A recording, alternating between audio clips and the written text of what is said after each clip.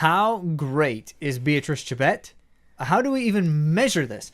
Dominant performances in the Olympics and World Cross Country Championships, world records on the track. She recently got even more ambitious and targeted one of the most insane and possibly illegitimate records out there.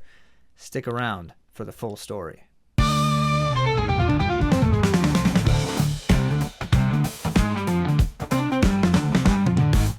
The latest from the world of running, brought to you by AtoZrunning. I'm Andy. And I'm Zach. And the hunt for another U.S. Olympic Marathon Trials qualification officially begins. What are the new standards? Is it, or are they, within reach? And when does the party get started? But first, let's talk about track.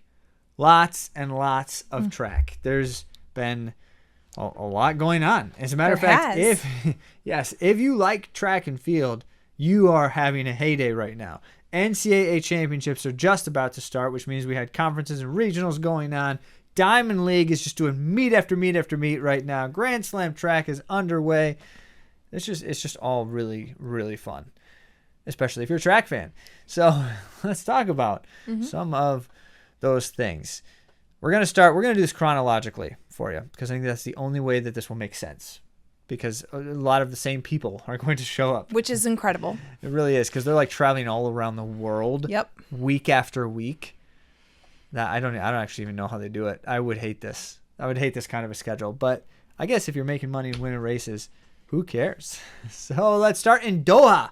The Diamond League on May 16 made its stop in Doha, and we had women's 1,500, women's steeple, men's 800, men's 5,000. So let's talk through a little bit of what you would have seen if you caught those events. The women, which is not typical for them, in the 1,500 actually had a sit and kick race. Not typical for the women, No. And not typical for Diamond League in general. Right, usually it's fast.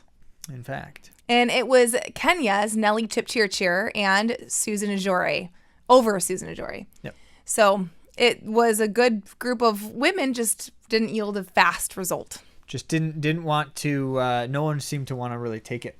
And so they have the pace lights, they have the pacers, and it was kind of just, we're comfortable just waiting. And that might be actually the story of Doha in general. It was hot. That was one of the things. That is usually a better strategy when it's hot. Yes. Conserve energy if you can.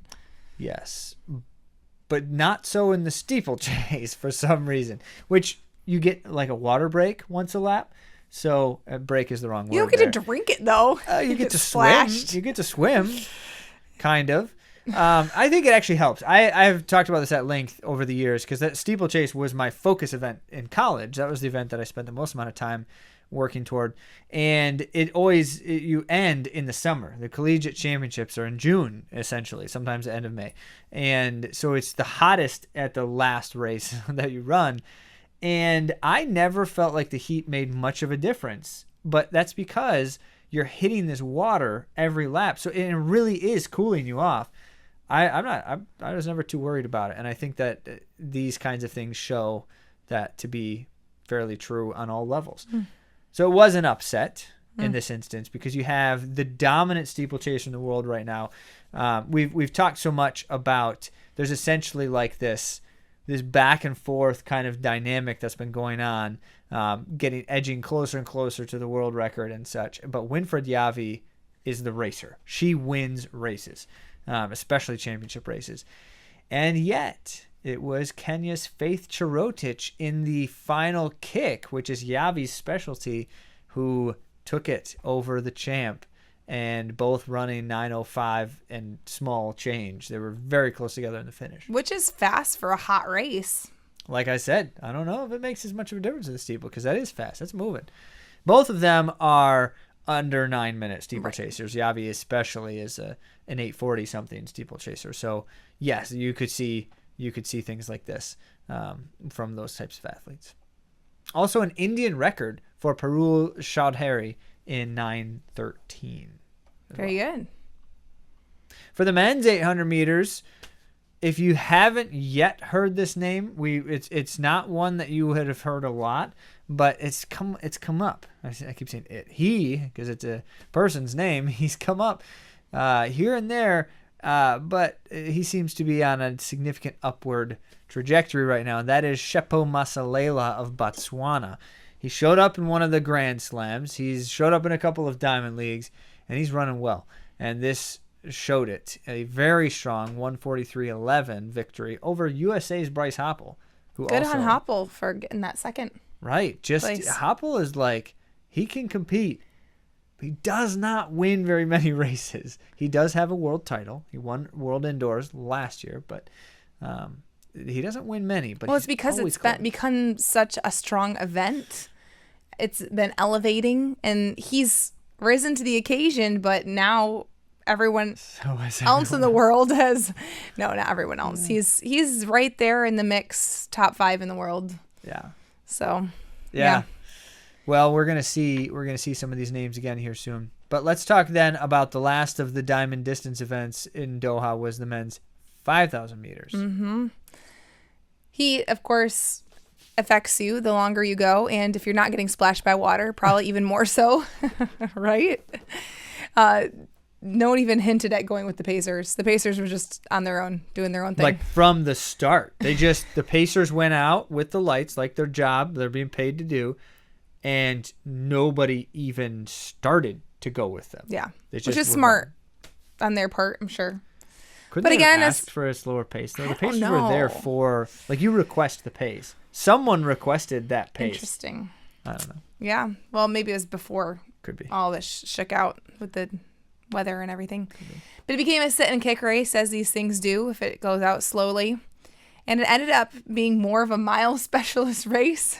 Reynald Chariot ended up with the victory in a personal best, which is crazy because it was slow. Right. So it'll be interesting to see what Reynald can do.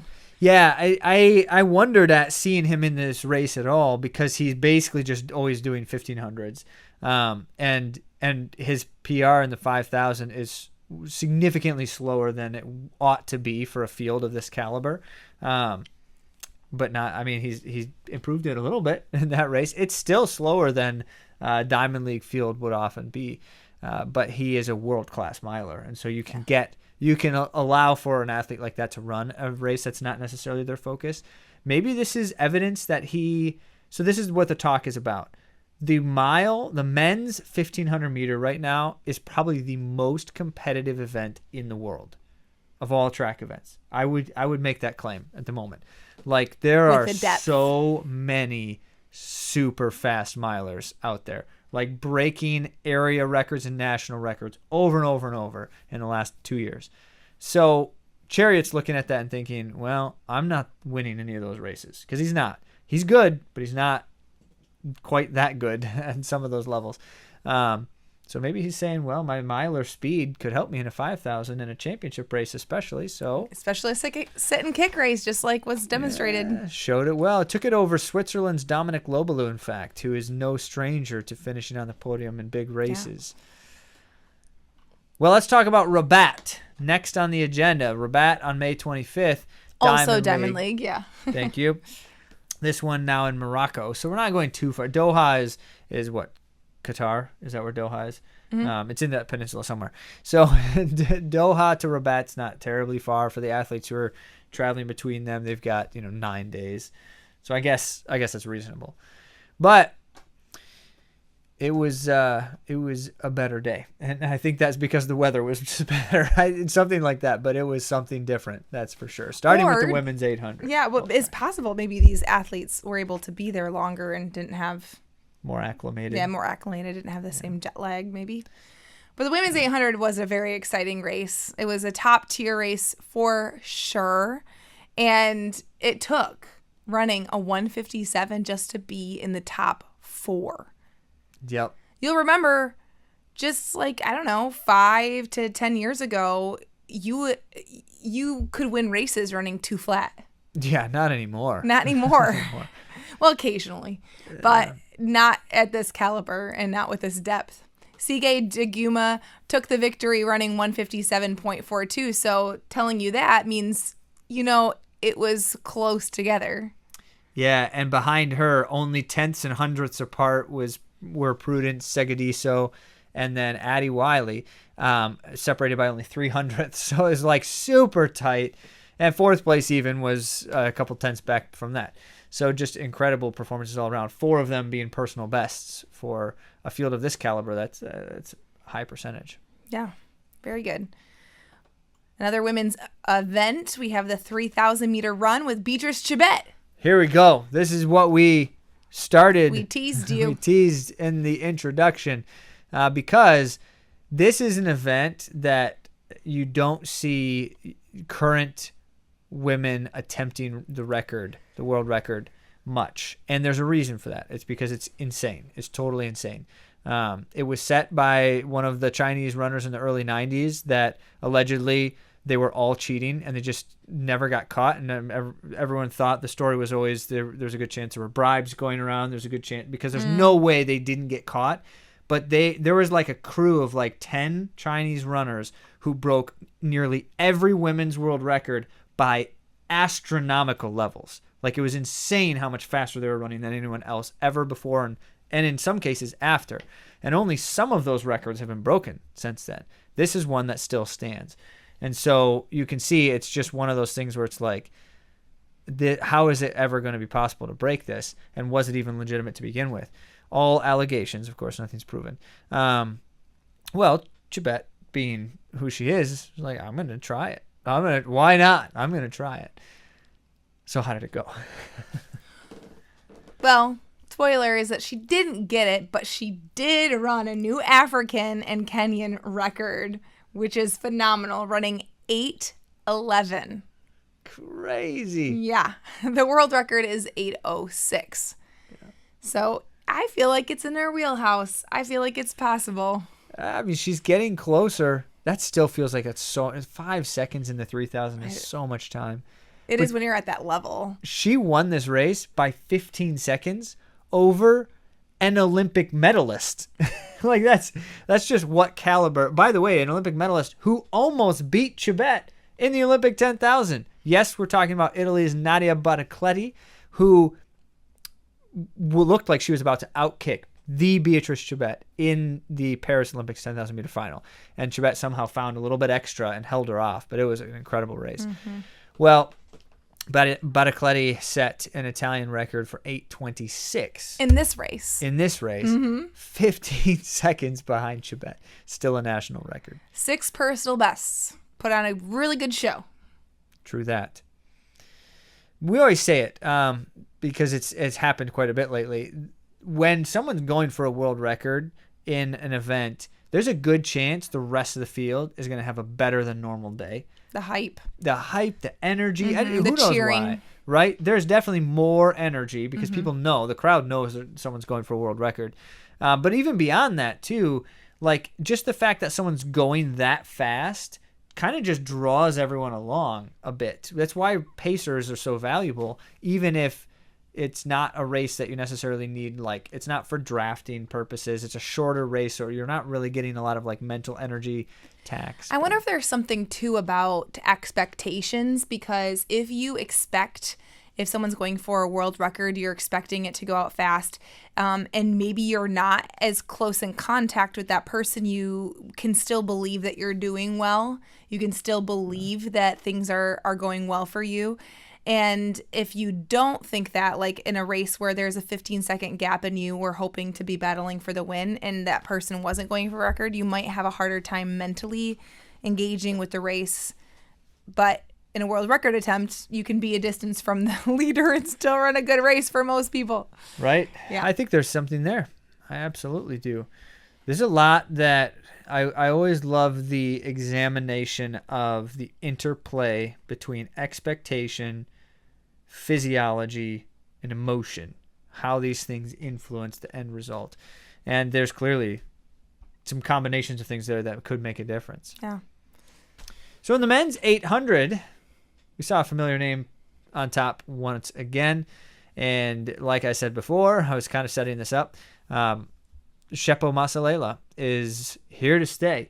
And 1 Diamond League victory is impressive. 2 in a row? Well, that's special. He took the Rabat race in record time. This is a Rabat Diamond League event record of 142.7. So running 142 outside of like the big races, that's what we were seeing in the last couple of years in the men's 800, as Andy was saying earlier. It's just the event is getting so competitive. And last year in particular, and in the Olympic year, people were just doing crazy things. But they weren't doing crazy things until like the summer peak season. And you started to see flavors of it early on. This is kind of what we're seeing right now. And you begin to wonder, are we going to see another season this summer like we did last year, or something similar at least? And yeah, by the end. Maybe. Speaking of which, 5 men were under 144. Oh, my goodness. Including USA's Brandon Miller in a personal best third-place finish, 143.5. And Botswana seems to have some strong mid-D runners beyond just Masalela, because it was a Kethabogile Hangura as well in that pack. He was 5th. And so now we're just getting like the emergence of more and more 800-meter powerhouses. We've talked about Kenya, who has, as a nation, had a strong presence in the 800 for years now. We talked about the United States making a resurgence lately. Right. Now Bryce Hoppel's competing well, sure, but Josh Hoey is coming off a dominant indoor season. What's the outdoor going to look like? Everyone's wondering that. We'll talk about him in a moment. And also Brandon Miller. Brandon Miller's on the scene still. We've got others. These aren't the only guys. No, they're not. Don't forget about Hobbs Kessler's crazy double in the Paris Olympics. So good things all around. Botswana is joining that club of some strong depth, and add to that things like Algeria, who you've got Mula and Sajadi and the likes, and so lots of good stuff. All right, men's 1500 meters is always an exciting event these days, as mentioned earlier. And so we saw Renaud Chariot jump up to the 5,000 in Doha. Well, he came back to his home turf in the 1,500, but was upset by USA's Jonah Koech, who has been strong, certainly, but USA's mid-D right now, their milers are the best in the world. I mean, they took 2 of the 3 medals in Paris, and what was Kessler's place? 4th or 5th? He was close. I can't remember. Yeah, 5th, I believe. But so USA had 3 in the top 5 in the Paris Olympics. And that wasn't including Jonah Koech, who just won his first Diamond League victory in 3:31. I believe that's a personal best, actually, over Kenya's Renaud Chariot and Festus Legat, both world-class athletes.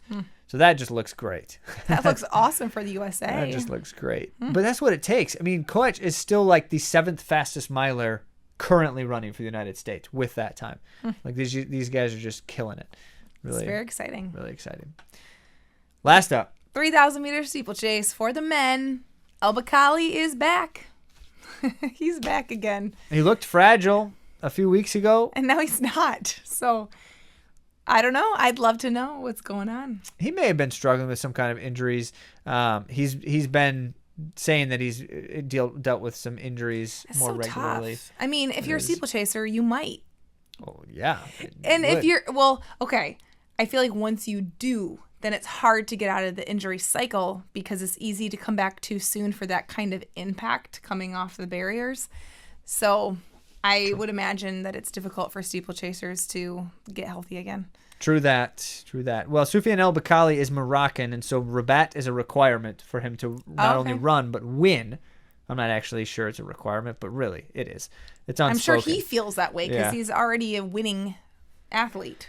Yeah, so even if he's not ready to go, in the past this has been the case, he has always run this race, and he always wins. It's like the home crowd definitely does something for him, and they love him there, by the way. The cheering, as they should. Yes, the cheering for El Bakali is like earth-shaking in the Rabat Stadium. That's cool. Yeah, so he won it. He won it in a big kick, which is that's old. That's classic El Bakali. He didn't look fragile in this race. He did in the last one, but he didn't at all here. And in fact, it took 8 minutes flat to win over Germany's Friedrich Rupert, who was having some kind of crazy breakout day to run a new German record, 8:01. So that was an exciting race as well. Yes. Okay. I don't think I'm familiar with Friedrich Rupert. Right. That's the point. Breakout performance for sure. It's awesome. Yes. Now, that was the Diamond League. in the last couple of weeks. But how about Grand Slam? We had the third installment of the Grand Slam track series. Still awesome. Still love it. Still awesome. Still exciting. Still just tons of fun to watch. I think it's fun. It really is. However, I am sad about the distance thing. We'll talk about that in a little bit. Some new faces to Grand Slam. This is one of the things that's fun about the structure because the challengers are new most every time. You get some new inviting faces. some of them back though, which I'm sure is a great payday for those who are doing well this season. Yeah, I think there's actually a stipulation somewhere that like if the challengers beat the racers, then they get invited back. But I don't know. I don't know exactly. So remember the structure. It's kind of funky, but it's lots of fun. It's got, multiple events and all this kind of stuff. I don't think we need to tell you about it again. You remember. Look it up if you don't. But there were some new faces, and that included USA's next big thing, Josh Hoey, running his middle distance Grand Slam debut. I guess they call it short distance, but I don't know why. That doesn't make any sense. And then also Hobbs Kessler, who... This is a special moment because it's like, Hobbs Kessler is an 800, 1500 double specialist. Remember his Olympic qualification last year. The first time an American has qualified in that double since 1976. Like this guy's got something special. And this is right up his alley, this event, because you have to do both. Lane. Yeah, you have to do both. And that's really fun. So how's he going to do? And then we've also got Nico Young making his first appearance in the Grand Slam. And Nico Young is an Olympian. Nico Young is also, I was going to say, he's also quite versatile. He runs an incredible 10,000 and he runs an incredible 1,500. So how did it go? Let's start with the women's short distance, which is the 1,500 first and then the 800. Yep. We want to go with it? Okay. Jess Hall did not want to sit and kick race and actually was really bold and pushed in this race early on. Yeah. She wanted it fast. Yeah. And I think that was because of Duribe Wiltelji, because Wiltelji has, outkicked her. Hall's been outkicked by a few people every single Grand Slam track. So that's probably why she's like, I'm going to go when I know, because she's strong. Yeah. Jess Hall is strong. And so that's why I think she started pushing earlier on, because she's not going to rely on a kick. Yeah, the phrase that the English use when they're commentating races is asking the questions. And Jess Hall was the one asking the questions in this race. And only one person had any answers for her, which means she was successful. But that one person also was one of the ones she was trying to break away from, and that's Duribe Wiltelji, who just went with her and stuck right on her shoulder and just let Hull do the hard work and then was able to outkick her in the end. Yep. But it was not slow. You had to run fast if you wanted to keep up, and that fast meant a 3:58 victory, which is the fastest we've seen in Grand Slam so far for the women. So it was Wiltelji, Hall, Nikki Hiltz, Georgia Hunter-Bell, Abby Caldwell, Addie Wiley, Mary Mora, and then Nia Akins, unfortunately, did not finish. So this gets tough, right? Because Mary Mora is a big threat in the 800, but has not necessarily shown utter dominance. But for her to finish that far back in 7th means that with the second event coming up, it's going to be a lot harder for her to score well. But now you have a situation where Hull has finished 2nd, and she's not as strong in the 800, and so she's far enough up that depending on how things shake out, she still has a chance at taking the slam victory. And yet, the women's short distance didn't go according to anyone's plans, except perhaps Wiltelji, who is known to be a strong 800-meter runner. Yeah. She's no stranger to. She, in fact, was an 800-meter runner previously, and moved up. So Mary Mora wanted to own this event, but she wasn't quite strong enough to break anyone away. And so what it came down to was a big crowd of people close together and tight for the finish. And Wiltelji had a little extra. Georgia Hunter-Bell certainly showed some strong finishing speed. And then it ended up being Hull and Caldwell down the line after that. And so because of the shakeout there, Wiltelji was a guaranteed victor because she won them both. That's the easiest way to make $100,000. Probably not the easiest, but it's the easiest way to guarantee yourself $100,000. But Hull finished well enough in the 1500 by her second place finish that she ended up taking second overall. And so the overall results for the women's short was Welteji over Hull, then Hunter, Bell, Caldwell, Hiltz, Mora, Wiley, and Akins because she DNF'd the first event. I'm curious about Akins here. I think she finished the second event because she had to score something if she was going to actually make money. I don't think you get any money if you don't score. I feel bad for her. I bet she's got something. I know she has something going on because she wasn't even in the same frame as the other women. She kind of just jogged it. She ran 2:13, which is not. That's not jogging. Not slouch, but for her, a sub-2 800-meter runner, it certainly is a jog. And so there's got to be a reason, right? You don't finish a race like that unless you need to for some contractual or, in this case, potentially profitable reason. Well, hopefully she can get healthy. True that. Oh, this is interesting. Men's short. So we had the 800 first and then the 1500. And anyone want to guess how this was? So first, Emmanuel Wanyonyi won the first one. He's not here. Josh Kerr won the second one, but he is notoriously not great at the 800 compared to this field. He has never finished well in the 800. And so now we've got the addition of even better 800-meter runners, Josh Hoey and Hobbs Kessler. And what's gonna happen? What's gonna happen? Will Marco Arap actually take finally his first title? With Hoey and Kessler in the race, I think that actually is less of a guarantee. But for the 800, Arap did the same thing he always does, which is just crush everybody. He's like, this is my event. He's just unwilling. So, and this is key. He is not taking any risks because Arap is not a great miler. He's just not. So he needs to win the 800 in order to have any chance. Because remember, you get a bonus. You get 4 points more than second place when you win an event. So he has to win it, and he did. And as a matter of fact, he won it by a full second over Josh Hoey, who's an incredible 800-meter runner, and the rest of the field. And then it was Yared Nuguse in third. He worked for that. He had to work for that for sure. It was his birthday, by the way. Was it that day or was his birthday the next day? It was the next day that was his birthday. Oh, okay. Yeah. But, yes, his birthday weekend. Arap just dominated. It was incredible. But then it went Arap, Hoey, Nuguse, and after that, Kessler, Kerr in fifth, which is now he's in a tough spot because he's done this. The last Miami, when he won in Miami, he did not finish great in the 800 and then won the 1500. But now it's like, Kerr, you're setting yourself up for a real he worked. He tried time. Really hard. He's just not as good at the 8 as those guys ahead of him. But he's better than Hocker as he beat Hocker. And then you had on that day. Yes, and you had a couple of new entries to this combination as well. Samuel Chappell and he's French, so it's like Chappell. Well, how would you say that? Chappell. Anyway, and Elliot Giles of Great Britain in 7th and 8th there.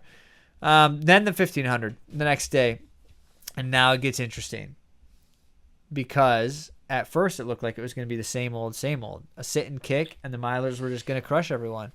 And then halfway through the race, Marco Arap was like, no, I'm not letting it happen. And he took the lead.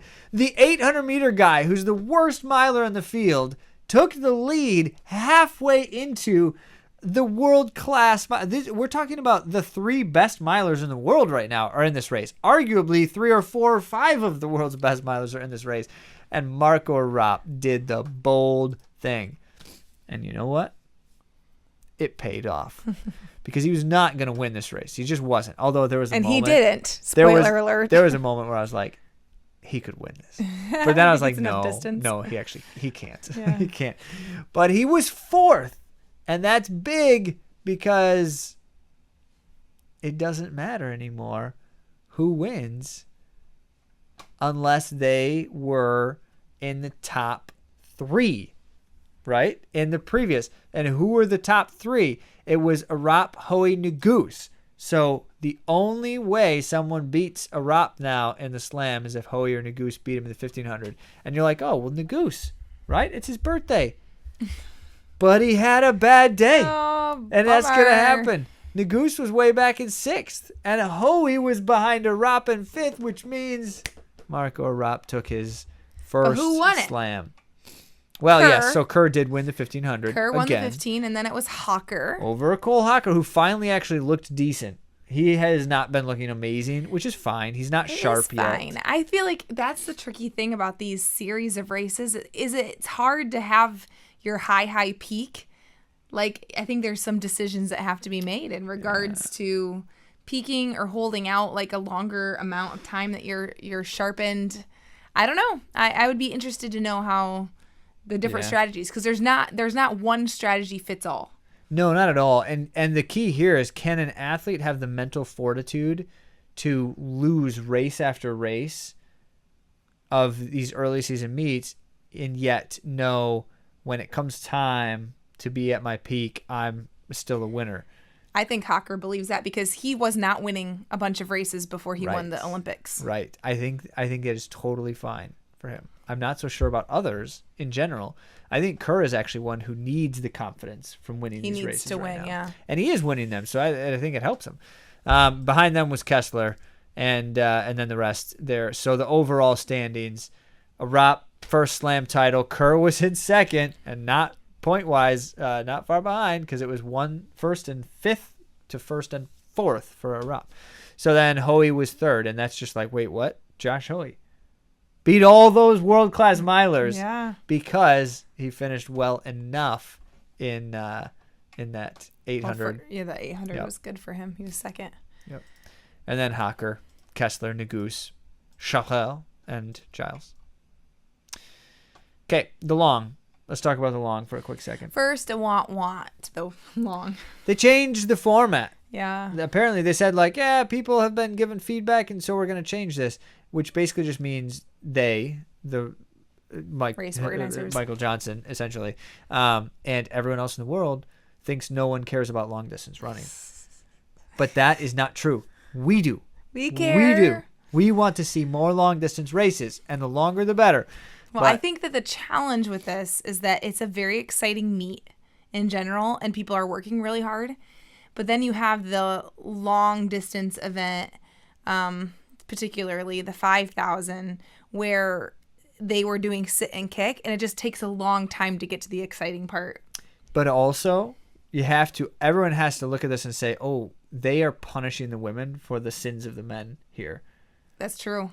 Which is the opposite. Because the women were going really fast, and they were putting on a really good show.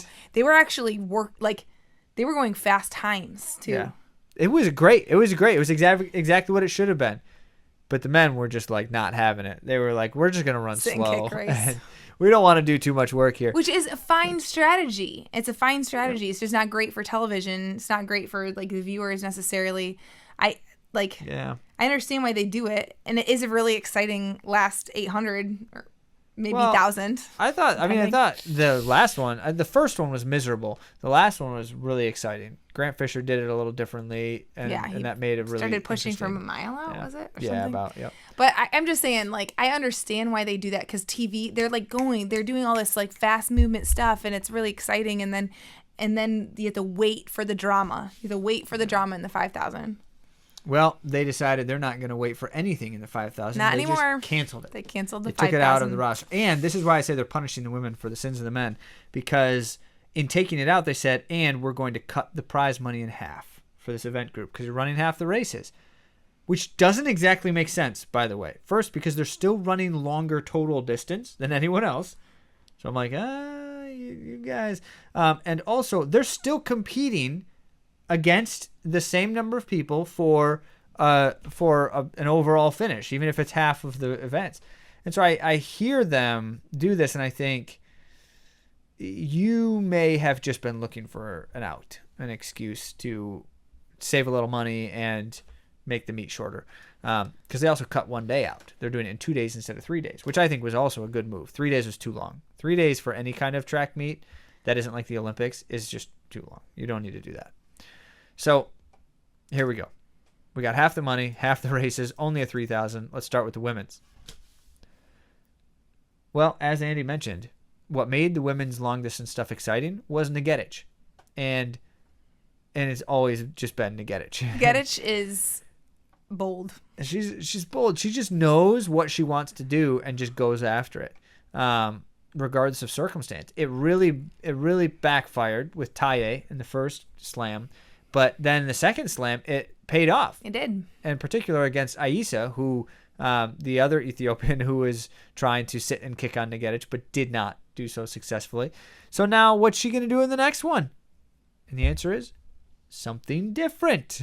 She didn't do it this time, which I just find to be fascinating.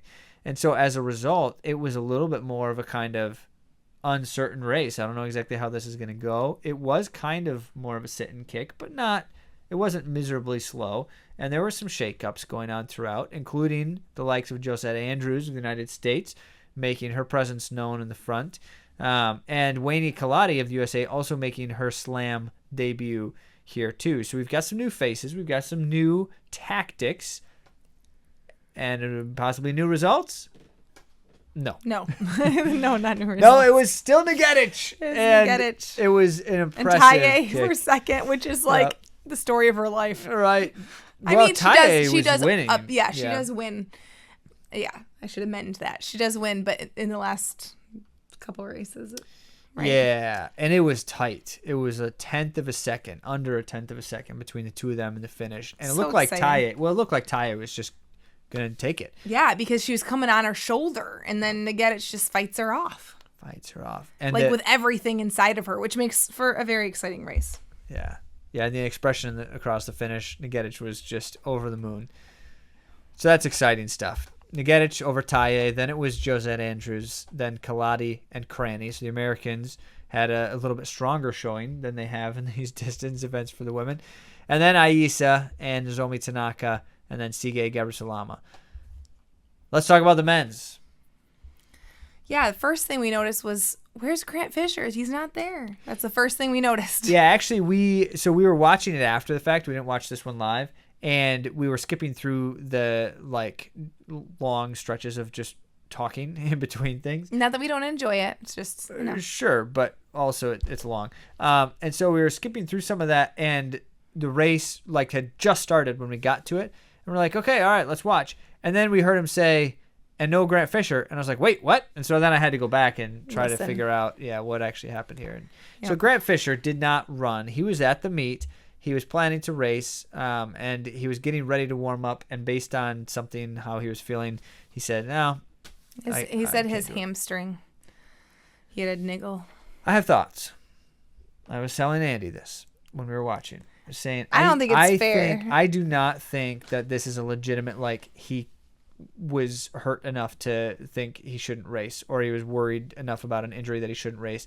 I think it's actually layered. Maybe there's some amount of that. I don't see Grant Fisher as a dishonest or deceptive person based on what he's been like in general. Not at all. But at the same token, I could see him saying, you just shafted us with this long distance stuff. We can't make the same kind of money we had. And the original deal that I signed up for is not quite the same anymore. Also, this is an important training time right now. And it would be a whole lot better to not have to run yet another super fast, hard finish race that risks, potential injury is always there when you do that kind of stuff. And so I would, if I were in his shoes, would be looking for an excuse potentially to say, maybe I just won't run. Still could make $50,000. I get that, yes. It's not like a small still deal. is big money. But I don't know. I think hamstring stuff, that happens. So hopefully he's back doing it soon. Well, because it's only one race, you figure, now people might take a few more risks. It's a little different setup, different scenario. But they didn't. They did the same thing they do every time. They didn't go terribly slow. It was slow. Yeah, but it was not fast either. It was just a clump of guys running a comfortably strong effort, waiting to see how it would shake out. So then Kai Robinson decided he would ask some questions. He took off, and everyone went with him. No one was shaken by anything that happened in this race.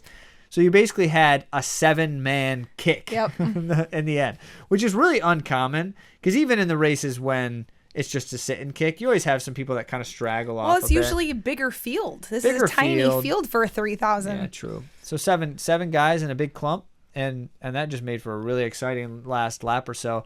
But also, it was very much not the predictable outcomes, which I think just make it that much more exciting. Kai Robinson set himself up for success by leading that charge before anyone else started going. So he had the shortest line. He had the best vision. He could just go straight ahead. He didn't have to do any weaving around people. But he didn't have the best kick. And so when it came down to the last 100 and Kai Robinson was still leading and looked like he was going to walk away with this one, the craziest thing I've ever seen. It's not the craziest thing you've ever seen. With these people in a very specific situation like this. The craziest thing I've seen in a while was Nico Young's last 100 meters, because he actually looked like these guys were moving. Everyone they was were moving. all sprinting hard. And it looked like it. They were flying. Yes. And then suddenly, with 100 meters to go, Nico Young took off, and it just looked like everyone else was just jogging with how fast he started moving. He pulled away. Right? It was like his frame rate got accelerated, is what it looked like. It did. And he was digging so hard. How fast his arms and legs were moving. Like this kid is ready to win races with something like this. And he did. He won. He made himself $50,000 for his troubles, debut. For his Grand Slam debut. But what's even more impressive, that was incredible, what's even more impressive is Sam Gilman did the exact same thing, but you couldn't see him because Nico Young was far enough ahead that the camera wasn't showing Gilman. But Gilman came from further back to almost catch Nico Young on the line, which means he was moving even faster. That's wild. And yet didn't quite get to it. So Sam Gilman just, and you're like, wait, Gilman, who's that? He's an American who you have probably never heard of. And that's just how it goes. But he has been showing. He's in it now. He was indoor. What did he do indoors? He won a medal, didn't he? This world indoors. He's clearly in a good place right now because he's been showing up at some important moments. So now this just shows further that Sam Gilman's got some capacities. The question is, can he do that at a faster pace race too? Because so far that's what we haven't seen. Well, we'll find out. Kai Robinson did hold on for third. And then behind him, Andrew Koskinen, who famously outkicked Grant Fisher in the 3,000 not long ago, and yet didn't quite have it this time. And then you have USA's Graham Blanks, Edwin Kurgat, Ronald Quemoy, and the did not start from Grant Fisher. All right. I have an idea real quick. Okay. So I had this thought. Why don't the 3,000 meter runners have their second event also be the 1,500? Yeah. It would be so interesting because it would shake up the points so much. So they cross-pollinate. Yes. You have the 800 and 1,500 doublers, and you have the 3,000 and 1,500 doublers, and they all have to run in the 1,500. And the points are all, part of it. That would be weird. It'd be interesting, wouldn't it? And there's not that many guys. It's still only 14 to, right? Wait, no, sorry. It would end up being 16 at most. Because it's not 7, it's 8 usually. Which is fine. 16 in a field is fine for I don't know. a mile. It's an idea. If anybody out there has the power to suggest this idea. Are you listening? Michael, I've actually Michael asked Johnson? him on the podcast before, FYI. Did you know that? I reached out to him. I didn't. Anyway. I didn't know that. He didn't reply, did he? No. Well, anyway, if you're listening, or any of your people are listening, that is a good idea. Figure out how to do it. We're not going to figure it out. It would add more drama. That's a good idea. Yeah. Yes, it would. Well, speaking of drama. Drama abounds. The United States Olympic Marathon Trials qualification standards are finally out. There's a lot of talk about this because it was like at one point people were saying, yeah, we're just not going to do trials anymore. Right. We're done with it. And then you hear the athletes being like, wait, what? No, we love this. This is awesome. Like, everyone loves this. The running community enjoys the Olympic Trials Marathon, in large part because it's the only time you can put 200 or so of the best U.S. marathoners in one race together from, like, all walks. These are not the professional runners. These are the school teachers who also like to run. These are the stay-at-home moms who find some extra time to run somehow in their life and happen to be good at it, like Andy. And and yet they were saying, it's too much work, it's too much money. No one wants to see 190 people just running a marathon when only 10 of them are actually competing. But the answer is they do. They do. Because no one cares. As a population in the United States, no one cares who wins the Olympic trials marathon. Like it's just not. It's interesting. We care. I know we do. But the grand picture here is it's not important. Their viewership is terrible for this event. It's not important. Here's what they care about. That coworker of mine who happens to be a decent runner is running in the Olympic trials. I want to see that. Yeah. Or my friend, my sibling, my neighbor. It's the best marketing ever for the event and for USATF. It is. And the people who have paid attention to this are showing up at these meetings saying, you guys, don't can this event. It's a really good event to have. It's one of the best events as far as road racing goes. The energy and excitement around it. So they finally decided to hold it still. That's why I was clapping when you said that the standards are out, because that means that it's actually happening. They're actually going to do it. They have standards. They didn't make them so absurdly fast that you're only going to get 50 people to qualify, because that was one thing they talked about doing, saying, okay, fine, we'll do it, but we're not going to make it so people only with the world standard or something like that. Yeah, right. They have said, so nobody cares about this. It's always funny to me how much they're like, oh, we have to figure out what, are we going to pay for travel for everyone and stuff? And it's like, don't worry about it. Because the people who aren't, the top tier runners work normal jobs. They're making money other ways because they can't afford to be a full-time runner anyway. And so they can pay for a plane ticket for one race in the year. Anyway, the point is they have released a standard, or I guess it's B standard, but they have no A standard yet. It's A, B standard with the assumption that there's going to be an additional standard released at some point. Yeah. We'll see. I don't know, but here's what they are. So the men's time, the history of the Olympic trials qualifying standards is actually really interesting. So I found it. As a matter of fact, I asked an AI to give it to me, and then I cross-referenced it with other sources to make sure it was not lying. And so the reason it's interesting is because it is not linear. It hasn't always gone faster. Sometimes it's slowed down. Sometimes it's got faster. It's kind of fascinating. It started in 1968 for the men when they started doing an actual Olympic trials race. And the standard was 2:30. And for a while, it stayed at 2:30. And then it was like, oh, wait, that's really slow. Let's do 2:23. So it dropped 7 minutes. Then there was a funky thing with the 1980 because, the U.S. boycotted and stuff. 1984, things changed. Now they're like, all right, let's do an A-B system. Let's have 220 so that we can just get, some people qualifying, but an A standard of 216. And that's kind of like, we'll pay for your travel, fund your trip. They kept that for a long time. So 1984, they set that standard, and that standard stayed until basically the year 2000. But really, it was the same thing in the year 2000 also. They just made the A standard a little faster. And I find that to be fascinating because it was more or less a decision like, this is a good enough kind of setup that will get the talent we want. But what we see during the 80s, 90s, and early 2000s is this weird up and down of U.S. distance running, especially marathoning. Whereas like in the 80s, U.S. marathoners were top of the world, like incredible. And then in the 90s, they were the worst. They were so bad compared to the rest of the world. It was kind of embarrassing.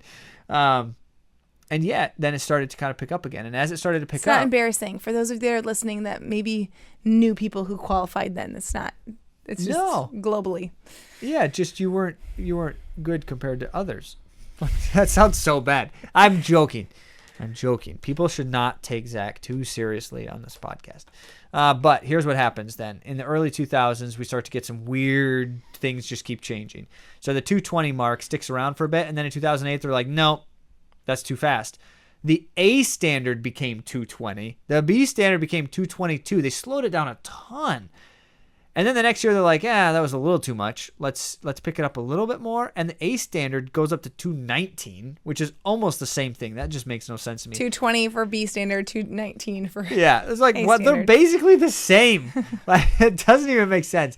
And then 2016, they finally kind of justify that, and the A standard goes back to 215. But then 2016 is when they set the B standard at 218, and then 2 months before the Olympic trials, the Olympic Committee announces a new standard for the Olympic Games, and it's slower than the U.S. trials when you got B in. standard. Yes. So I ran 2:18:26 in the 2015 Chicago Marathon and did not qualify because the standard was 2:18. And I was like, oh, bummer. That was my debut marathon. It was my first marathon. I was like, oh, bummer. But also, that was the worst thing I've ever done, and I don't want to do it again. And then 2 months later, in December of 2015, Dathan Ritzenheid calls me, and he's like, did you just hear the news? And I'm like, no. I was actually teaching at the time, so I had to call him back. I was in class, and I had to call him back. And I'm like, no, I have no idea what you're talking about. And he's like, they just changed the standard right before the trials were 2 months later. He's like, they changed the standard. It's now 219, and you're in. And I was like, all right, but I don't know if I want to do this.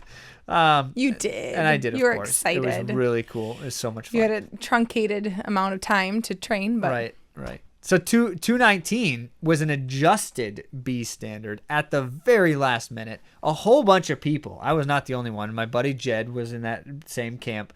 And so we got to actually run the trials together, which was the coolest thing. that was your best trials, actually. That's it. You don't need to say that out loud. No, but I mean, you were like seated like 250th, and you got like 50th. That's because half the people in the race did not finish. I know. It was I'm a saying, very hot day. It was, but it you was hotter endured. than Orlando. You endured. Yeah, so 2016, funny things happening. 2020, they just said, let's just keep it the same. Let's not mess with this right now.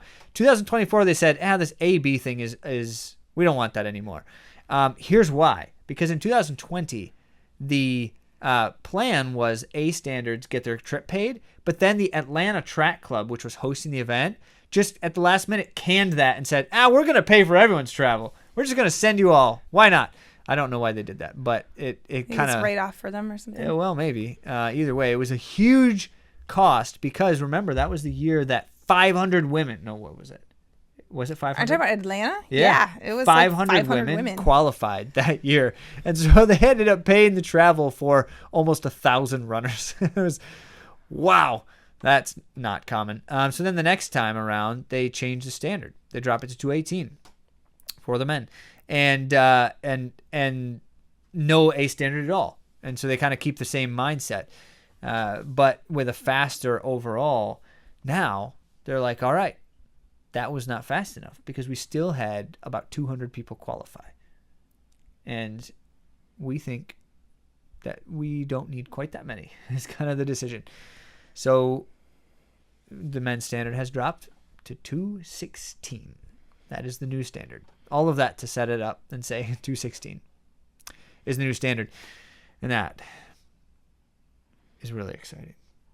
So what's it got to be, Andy? A 36-second PR is all it takes. That's all it takes for you.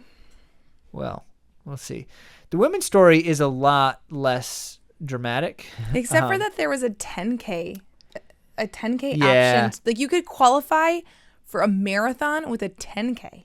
Right, but remember in the 90s, U.S. marathoners were awful. And so they needed to find more ways to get them to qualify. They actually had to create opportunities for people. And so they had a 10K. They actually even had a 5K standard at one point. But the women's progression is kind of fascinating. So naturally they started later because they didn't have an Olympic marathon for the women until the 80s.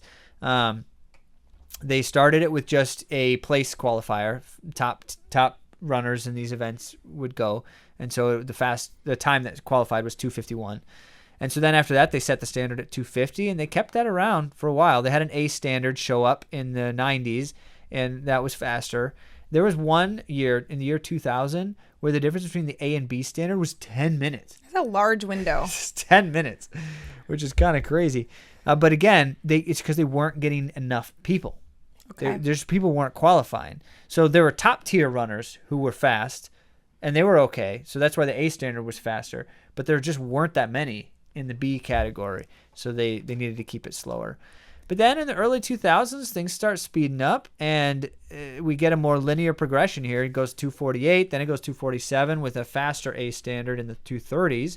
Then it goes 246, then 245, and the A standard just keeps getting faster. It gets into 237 range until suddenly in 2024, they drop the B standard, but instead of meeting them in the middle, they just go straight to the A standard. So the women's qualifying time goes from 245 to 237, an 8-minute drop. And that was because you had 500 women qualify in 2020. So they're like, ladies. We can't do that. We just can't do that, is was the perspective. It was awesome, though. It was. Andy was amongst those qualified. And did not run at incredible. 237, so I'm glad for my opportunity. Right. Yeah. Well, I mean, your time would have qualified you for every Olympic trials prior to that one. It was only 2024 when the time changed. And so they dropped it 8 minutes. Now, that worked because, in terms of what they're trying to do, because they had about 200 qualified then. Now, what's interesting is, though overall marathoning is still gotten faster in the last few years, they kept the standard the same for the women. So it's 237 again. 237 yet again. True that. Which is fast. It is fast. So now you have a clear perspective on where we're at.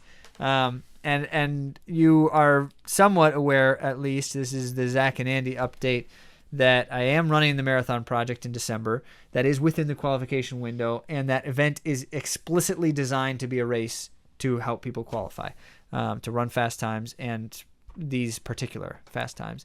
Update on Andy, I will not be attempting to try to qualify for the Olympic trials this year. Not this year, but you've got a few years now. Yeah. The window is open. I just would like to run one. I just like to run a marathon again. That'd be great. The window opens on September 1st officially, and so anything done between now and then does not and cannot qualify. But September 1st means that Berlin, Chicago, all of those races are in the window, and the marathon project coming up in December. So here we go. Journey to another attempt, So if cool. you would call it that. That's what's going on around here. Speaking of what's going on around here, AtoZ runners running races, because that's what they do. We've got Brian did a very interesting thing, actually. He ran the Dexter to Ann Arbor, I think that's the direction, half marathon twice. Well, he ran. It's a point to point. So he ran it and then ran it back. Right? Yes, he ran it out. Did I understand that right? And then he ran it back. Yeah. And that was because he wanted to. It's a particular in memory of kind of experience, and so he with some friends do that, and they thought, and they did it together just as a way to honor that individual, and so also actually officially had a result in the half marathon, but ran a half marathon before that result as well. And so you've got that. It was pretty cool. Craig ran the Queen Bee Montana Marathon, finished third in his age group, and that marks his 41st state out of the United States 50. So he's close. 9 to go. And Craig was like, I just need to get in the single digits. He's crushing it. I'll feel good He's about it. just absolutely crushing it. True that. And a shout out to Andrew, who paced the Chicago 13.1. Okay. Well. Awesome. Right on. Okay. We're going to wrap it up with some AI trivia, because that's just the fun stuff. I get to be surprised about the... Oh, yeah. You don't know what the topic is. I don't know what the topic is. I get to be the most surprised out of everybody. Yeah. Well... we'll just introduce the topic while we introduce our guest. How does that sound? All right. Hey, we are back on. We're doing more AtoZ running podcast running trivia with you yet again. So please say hello to the audience. Hey there, AtoZ running audience. It's awesome to be back with you all for another round of running trivia. Let's get ready to dive into some fun questions and see what we can learn today. All right. Okay, so remember the rules of the game. We're going to ask you to give us a trivia question on a topic. I'll give you the topic in a moment. And with that question, give us 4 possible answers, one of them being correct. And then we will tell you which one we think is the correct answer. So our topic today is the United States Olympic Marathon Trials history. So the U.S. Olympic Marathon Trials is an event that they run every Olympic cycle. They've been doing so since 1968 for the men, since 1984 for the women. So make sure that your trivia questions pertain to those events in particular, and we'll just see how we do. Go ahead and give us the first question. All right, here we go. Let's start off with a fun one. The first official women's U.S. Olympic Marathon Trials were held in 1984. Where did that inaugural women's trials race take place? Here are your four options. A, Boston, Massachusetts. B, Olympia, Washington. C, Los Angeles, California. D, Buffalo, New York. Go ahead and take your guess. Okay, first, a quick clarifying question. I thought in 1984 they didn't actually have a specific race. I thought they didn't run a trials race that year. I thought that they just took the results from other events. Is that true before we try to answer? That's a great question. Actually, in 1984, they did hold an official women's marathon trials race. It was actually... That was funny. Wait, say that again. It was actually what? Sure thing. The question was about the location of the very first women's U.S. Olympic Marathon Trials in 1984. The options were Boston, Olympia, Los Angeles, or Buffalo. So what's your guess? Okay, what's your guess, Andy? 3, 2, 1, go. Boston. Yeah, okay. We both thought Boston. What was the correct answer? Great guess, but the correct answer is actually Los Angeles, California. That was where the first women's trials took place back in 1984. Because that was where the Olympics were in 1984. Is that why they did it there? Exactly. They wanted to tie the trials to the location of the Olympic Games, so it made perfect sense to hold them in Los Angeles that year. It was a pretty historic moment for women's distance running. Yeah, well, that was a gimme that we just totally missed. Okay, all right. Thank you for that question. Let's do another one. Give us one more for the U.S. Olympic Trials marathon history. All right, here comes another one. So, who holds the record for the most victories in the men's U.S. Olympic Marathon Trials? Here are your options. A, Frank Shorter. B, Meb Keflezighi. C, Ryan Hall. D, Galen Rupp. Let's see if you can get this one. I think they all tied at 2. Okay, let's think about this. No, don't What think are out the loud. We're give just us a guess. give us the options again one more time. Of course. Here are the options again. A, Frank Shorter. B, Meb Keflezighi. C, Ryan Hall. And D, Galen Rupp. Take your time and see if you can figure it out. Okay. Do you have a guess Yes, ready? I do. Okay, hold it up in 3, 2, 1, go. Galen? Oh, okay. So we have a guess for Galen Rupp and we have a guess for Frank Shorter. What was the correct answer? Well, you both had good guesses, but the correct answer is actually Meb Keflezighi. He stands alone with the most victories in the men's trials. We were both wrong. Well done if you guessed Meb. Yeah, well, we didn't guess Meb. Okay, maybe one of our audience members did. How many did Meb win? Meb actually won the trials twice, in 2004 and then again in 2012. Galen won So he's twice. got those 2 victories under his belt. But okay, hang on though. He's not the only one who's won 2 U.S. Olympic Trials marathons. Some of those others did as well, correct? You're absolutely right. There are a few others who have also won the trials twice, including Frank Shorter and Galen Rupp. So Meb is definitely in good company there. Well, you told us that Meb won the most. Help me out here. Were you hallucinating? Oh, I apologize for that confusion. You're totally right. Meb, Frank Shorter, and Galen Rupp all have 2 wins, so they share that record. Thanks for catching that. All right, people. This is why Gotta double A check. to Z Running is your true home for running knowledge and history, because we, in fact, have just bested the AI.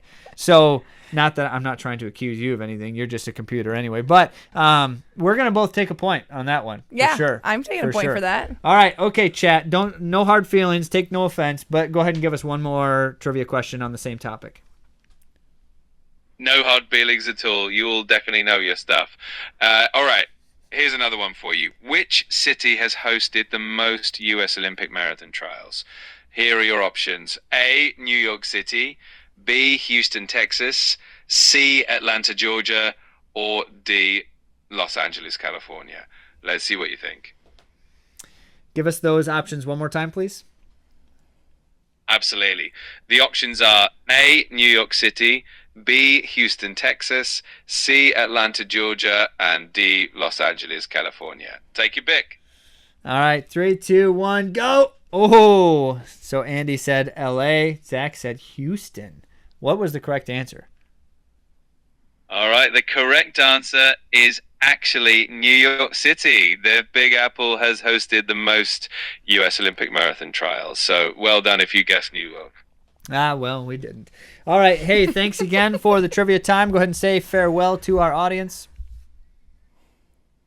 Absolutely. It's always a blast. Thanks so much for joining us for this trivia session. And we will catch you next time. Keep running strong, everyone.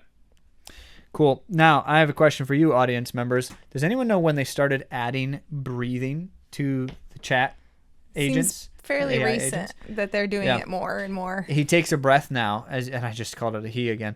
The AIs take a breath now, which, of course, is absurd, but it's all about this natural language model thing. So not only that, there's another change that happened just recently. Anyone who uses the chat talking AI, this one in particular is the only one I know just made this change. It now does not speak with a consistent cadence or consistent pitch and tonality. So what you're going to get, and you noticed it there, is you're going to get things like drifting off at the end of sentences.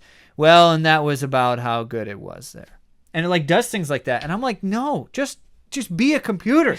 You're not a human. Like it. You don't have to sound like a human. I just need to understand you and be able to talk to you so that it's not like, I find it to be fascinating. Well, okay. So what's the score now? We have an updated score. We both got only 1 point today. And only on a technicality because the AI was wrong. We should get a bonus point for that. But it's Zach now with 7 in the lead over Andy with 6. It's a tight race. It remains neck and neck. Just goes to show that you're in the right place when you're listening to A to Z Running, the most knowledgeable running trivia. We only get like 1 out of 3. I know. It's pretty bad. Every time. But it's very interesting, don't you think? And then we all learn something. That's exactly right. And so just stick around next time for your AI trivia. It just gets better every time. Let us know what your score is. Thank you, Kathy, for playing along and sharing your score, and others as well, because it's just a really fun time. Thank you all so much for joining us, and we'll talk to you again soon.